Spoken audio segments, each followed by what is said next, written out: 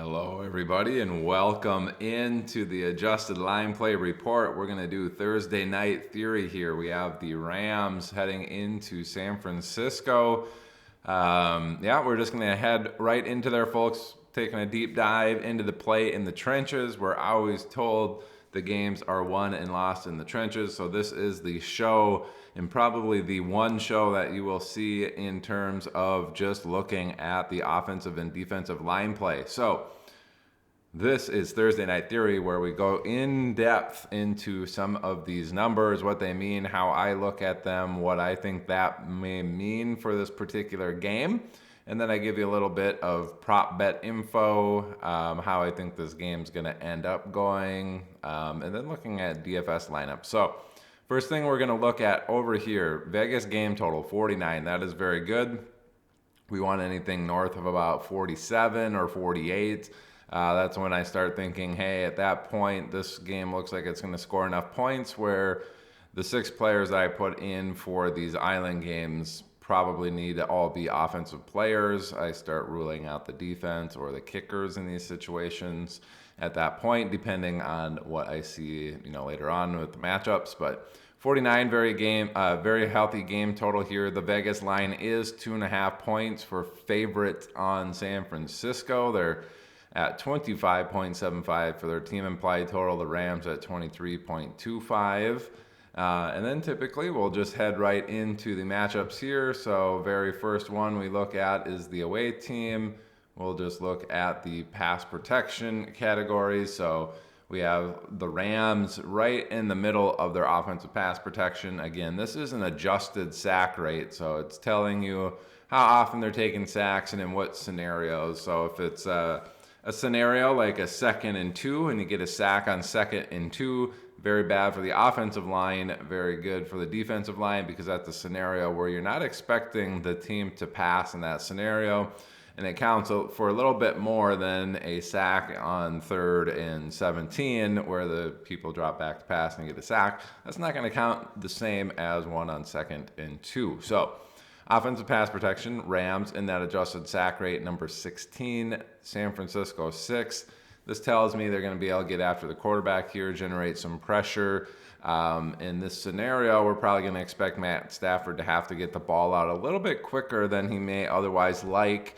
But fortunately for them, they do have some quality players that they can dump the ball off to. Cooper Kupp gets out of his routes very quickly. We have Mr. Puka Nacua, who gets out of his routes very quickly and can win quickly. So I think this isn't going to affect them as much, but they should still see some pressure there. Fortunately for them, they got some underneath stud wide receivers that can do well. And then they also have Kyron Williams, who's a pretty decent pass receiving running back. Even though they don't do a lot of that in the Sean McVay offense, he is capable of doing that if they need a dump off. So I expect a few more quicker passes. That's probably going to rule out somebody like Demarcus Robinson from having a good game, or Tutu Atwell, any of these guys who are probably running a little bit deeper routes.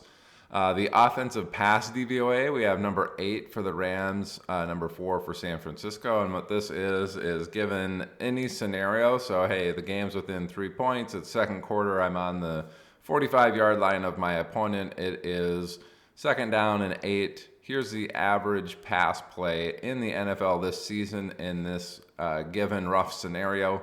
And then they say, hey, based off of this, the average outcome is, the team gains 5 yards.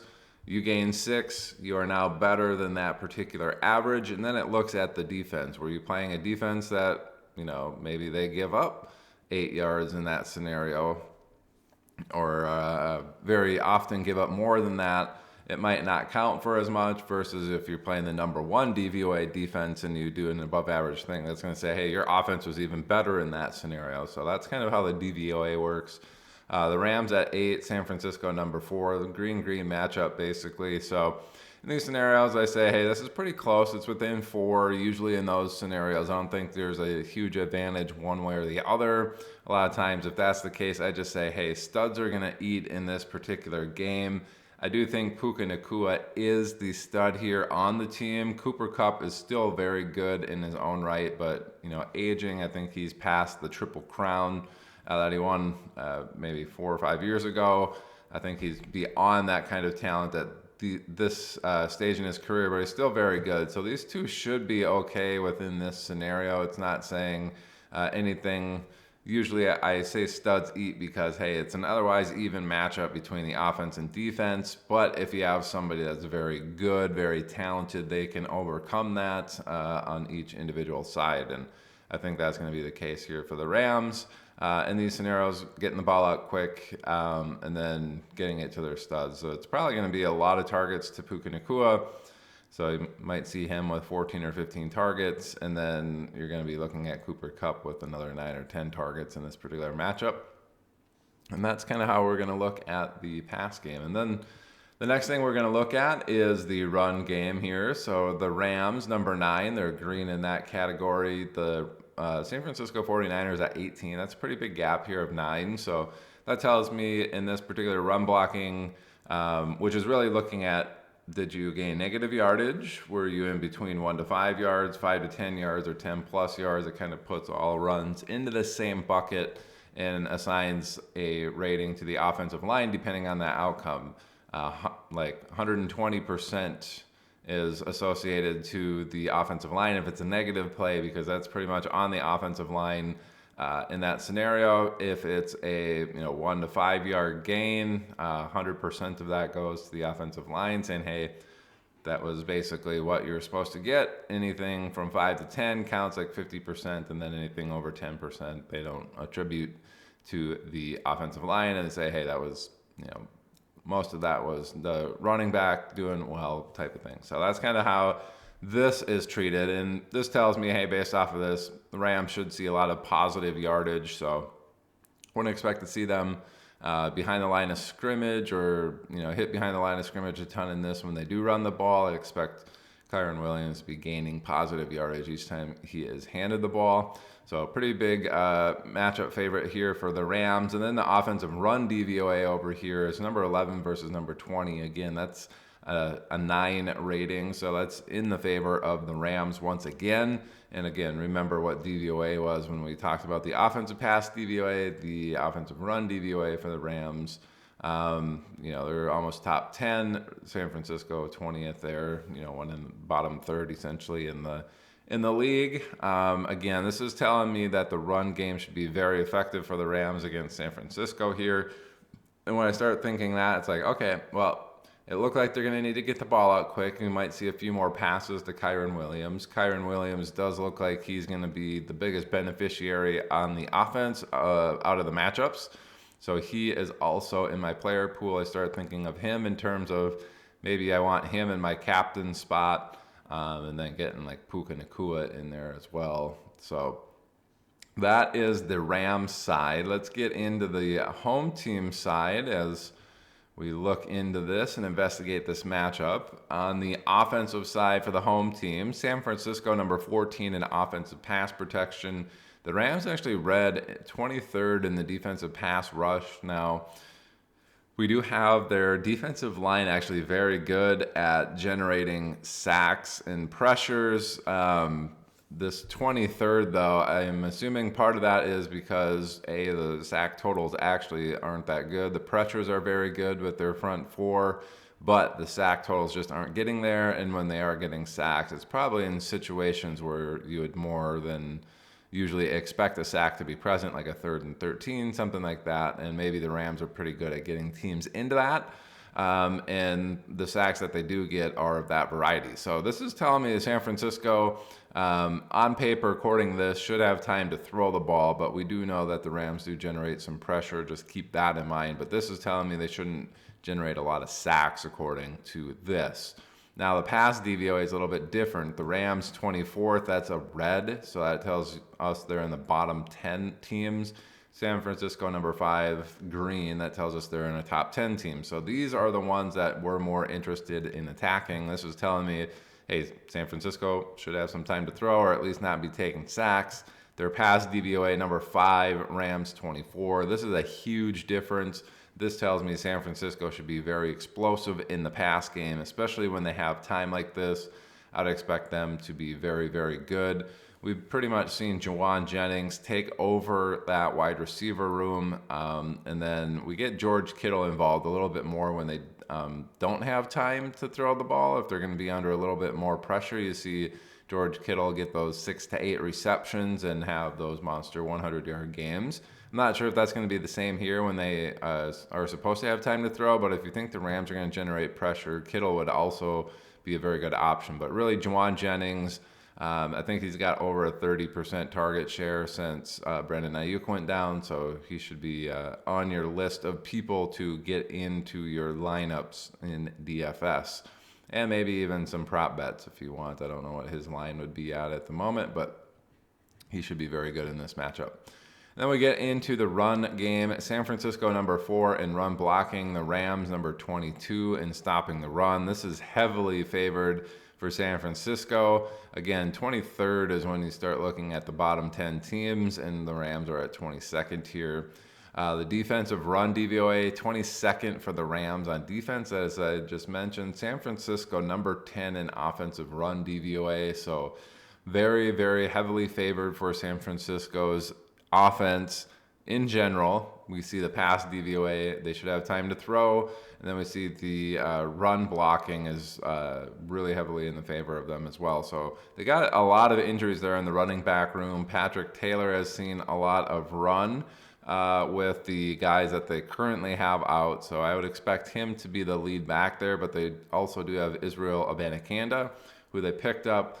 Actually, he was actually on the team for the New York Jets. They had not played him, though. So he was on the active roster, but they didn't play him for the first 12 weeks or 13 weeks, whatever the cutoff there is for the NFL. And if that's the case, if they're on your active squad, but you haven't had them active for any game for the first X amount of weeks, I think it's 12 or 13, other teams can basically consider him a practice squad player and pick him up off of your squad to put on theirs. And that's actually what San Francisco did, which tells me, hey, San Francisco is probably had this guy on their radar since he came out. Might be kind of interested in him being a sneaky play in this, getting some run. Obviously they had their eyes on him to realize, hey, he hasn't started a game for them. Let's go poach him off their roster and get him on our team. Clearly they had a need a few weeks ago with Christian McCaffrey down. Now we're getting to their 4th string running backs. That could be good news for him to come in there and maybe get some run. But I just wanted to point that out. I don't expect that to necessarily be the case. I think Patrick Taylor has been there. He's going to be the one getting the vast majority of the workload. But who's ever back there receiving touches should be very good. I think they also have Keyshawn Vaughn, if you remember him from Tampa Bay Buccaneer days. I just don't think he's a very talented NFL running back. Israel Abanikanda, I believe, has some talent and some physical tools that you can work with and that do very, very well in the San Francisco system. So we'll see what happens with that. But a lot of times they might just say, hey, it's a short turnaround. I don't know if we can necessarily rely on getting our running back that's new here up to speed. And they'll probably focus their game plan perhaps around more of a pass play versus, hey, we don't really want to lean on our 4th and 5th string running backs or 6th string running back to lead our offense. So it might be more of the Brock Purdy show this week. But just know that run game looks to be very effective. The offense in general for San Francisco should be very effective. Now, the last thing that we look at in these Thursday night matchups, just these bottom numbers. There's a lot of them here, but it's all pace of play stuff depending on the situation. This first big one, overall pace of play in the offense, is how many seconds per play have they been doing the entire season. So the Rams, 14th, middle of the pack. Offensive neutral situation, basically in scenarios where you're not winning by a bunch or you're not losing by a bunch, and it's in the first 3 quarters outside of the 2-minute warning. That's the neutral situation. So anything that's within 8 points in the first 3 quarters outside of the 2-minute warning, that falls into your neutral situation pace of play. So how quickly do you play when the situation is neutral? They are also middle of the pack. And then you have when the Offensive pace of play when you're leading, that is by 8 or more points. This is actually within 7 points here. Offensive pace of play when the game is within 7. And then offensive pace of play when you're trailing by 8 or more points, or 7 or more points, sorry. Pace of play when you're leading by 7. Pace of play when you're trailing by 7. Pace of play when it's within 8 points. So that's how that works out. And then getting into the pace for San Francisco, who looks to be like the better of the two offensive matchups here. They're really slow. It doesn't matter what the situation is.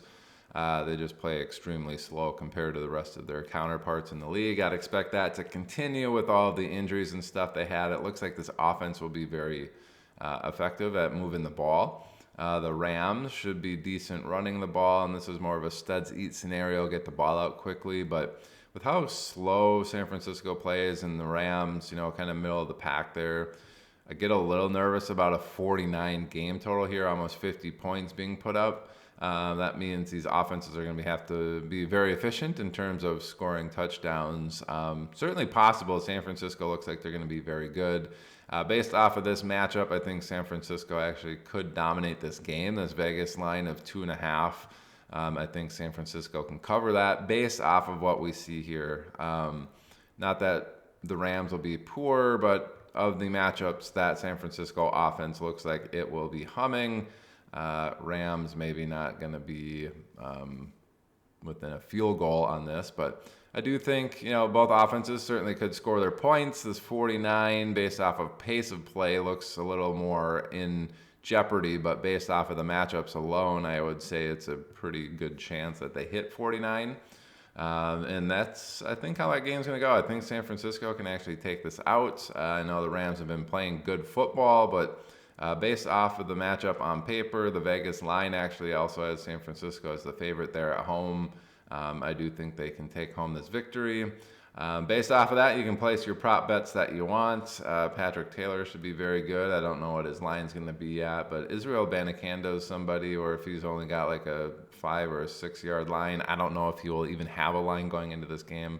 I'd be interested in betting the over on him and his rushing yards or total yards. So, all right, that's going to do it for the adjusted line play report on the Thursday Night Theory game here. I appreciate you guys tuning in. Hopefully you learned a little bit about how we do this process, and you can go out and use that to win some money here this on Thursday night for your DFS accounts, your DraftKings, FanDuel accounts, wherever you play.